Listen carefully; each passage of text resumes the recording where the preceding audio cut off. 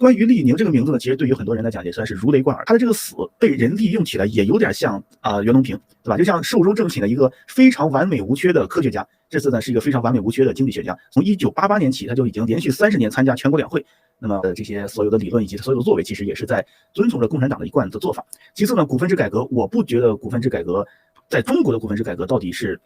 一个所谓的经济上的一个进步呢，还是真的是要叫做把下岗工人们全都逼良为娼那种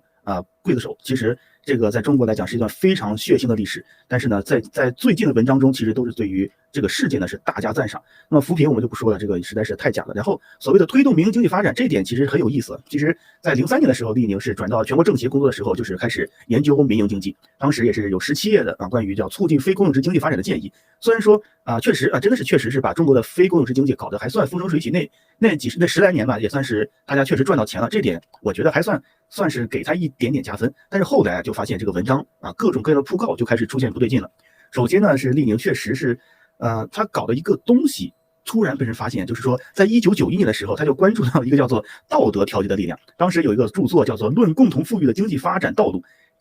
这本书里呢提到了影响收入分配的3种力量。第一是大家非常熟悉的叫市场机制，第二呢叫政府调节，这2点可能跟国富论很像，是吧？一个是市场自发行为，一个叫看不见的手。第3个力量，这是真的是中国特色社会主义了，就是叫做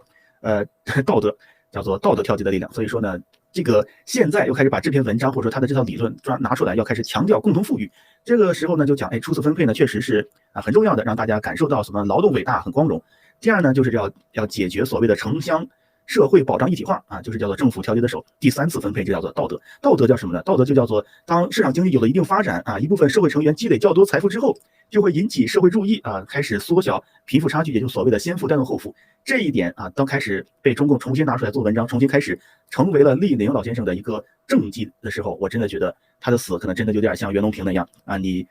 勾兑好了，你可以去死了，但是呢，你的这个丰功伟绩要被拿出来为党献下最后的功绩。